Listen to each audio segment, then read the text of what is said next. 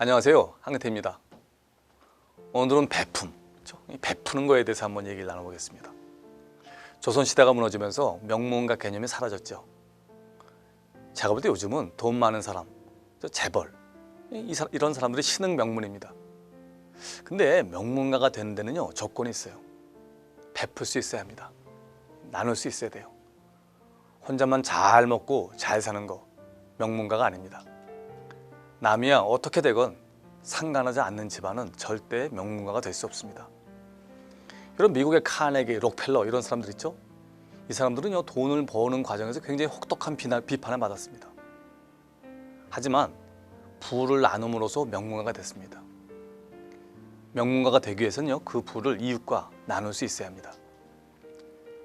동네 구멍가게까지 점령해서 코 묻은 돈까지 긁어가는 것, 요즘 그런 거 많이 하잖아요. 단가를 후려쳐서 자신들은 사상 최대의 이익을 내지만 관련 업체들은 적자가 나는 것, 돈이 된다면 수단과 방법을 가리지 않고 이런 걸로는 절대 사람들의 존경을 살 수 없습니다. 존경이 아니라 경멸의 대상이 되죠. 그런 집안은요, 존속 자체가 위험합니다. 예전에 혼자만 잘 살면 뭔 재민겨 라는 책을 본 적이 있어요. 100% 공감했습니다. 혼자만 잘 살고 나머지는 다 못 사는데 어떻게 재미가 있을 수 있겠어요? 여러분, 그런 사회가 온전하게 돌아갈 수 있겠습니까? 그렇지 못합니다. 사람은 끊임없이 나누고 베풀 수 있어야 합니다. 어려운 사람들에 대해서 측은지심을 가질 수 있어야 해요. 여러분, 그게 인간입니다. 잘 살수록 남한테 애정과 관심을 가질 수 있어야 합니다. 그게 베품이고 나눔이죠. 그 탤런트 김혜자 씨 있죠? 세상에 부러울 것이 없는 사람입니다. 그녀가 10여 년 이상 아프리카에 굶는 어린이들을 위해서 일하고 있어요. 그 자체가 감동이죠. 그녀는요, 이러한 경고를 우리한테 합니다. 먹을 것을 훔치면 죄가 아니라는 인디안 속담이 있습니다. 먹을 것이 없어 굶는 사람이 생기면 그것은 그 사회가 범죄자가 되는 겁니다. 감옥에 있는 사람들은 죄를 들켜 감옥에 가서 죄값을 치릅니다. 하지만 밖에 있는 우리들은 어떤가요? 모두 들키지 않는 무기수와 같습니다. 죄는 많이 짓고 있지만 단순히 들통나지 않은 덕분에 밖에서 잘 살고 있는 겁니다. 이게 김혜자 씨가 우리한테 한 얘기입니다.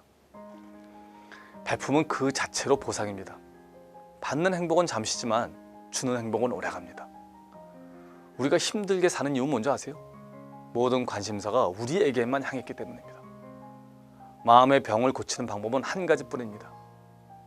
우리의 관심사를 외부로 돌리는 겁니다. 또 탤런트 김혜자 씨는 이런 말을 했습니다. 저는 연기를 하지 않을 때는 존재의 이유를 찾을 수 없었습니다. 왜 제가 살아야 하는지 알 수 없었습니다. 그래서 죽음에 대해 많은 생각을 했죠. 하지만 아프리카 애들을 보고 불쌍한 애들을 본 후 삶의 이유를 찾을 수 있었습니다.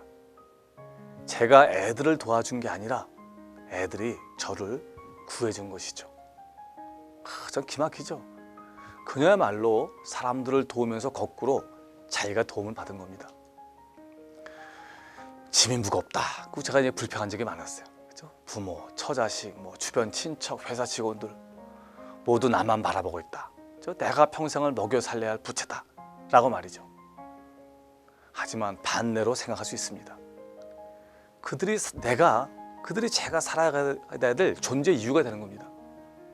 만약 주변에 그런 사람이 없다고 생각해 보세요. 그럼 열심히 일을 해서 돈을 버는 게 무슨 의미가 있겠어요? 그 돈을 벌어서 어떻게 할 거예요? 처자식을요, 평생의 부채로 생각하는 사람과 행복의 근원이라고 생각하는 것, 이 종이 한 장 차이입니다. 하지만 그것에 따라 그 사람의 인생도, 주변 사람의 인생도 달라질 수밖에 없습니다. 먹여 살려야 할 가족이 있다는 것, 그렇죠? 내게 의지하고 있는 주변 사람이 있다는 것, 제가 도울 수 있는 능력이 있다는 것, 나를 찾아주는 고객이 있다는 것, 저는요, 이보다 더 큰 행복은 없다고 생각합니다. 나무는 잎이 떨어져 뿌리만 남은 뒤에 꽃과 가지와, 그렇죠? 잎의 영화가 헛된 것임을 알 것이요, 사람은 관뚜껑을 덮고 나서야 자손과 재물이 쓸데없는 것임을 알게 될 것이다. 죽음 앞에서는 모든 것이 허무하다. 돈, 명예, 권세, 아름다움, 젊음 등은 죽음과 함께 사라진다. 이런 죽음을 헛되게 만들지 않는 유일한 방법은 베푸는 것이다. 이런 말이 있습니다. 자신만을 위해 한 것은요, 죽음과 함께 사라집니다. 하지만 다른 사람을 위해 한 것은 영원히 지속됩니다. 사람은 죽어서 슬픈 것이 아니라 잊혀질 때 슬픕니다. 선은요, 결코 실패하지 않는 유일한 투자입니다. 투자 대비 효과가 괜찮습니다. 진정한 성공이란 인격적으로, 재정적으로 자기가 가진 것을 나누는 능력과 기술에 달려 있습니다. 여러분, 재테크보다 선테크, 나눔테크에 관심을 가져보는 것 어떻습니까? 눈에 보이는 것은 사라질 수 있지만 다른 사람의 가슴에 심은 선은요, 영원히 갑니다. 감사합니다.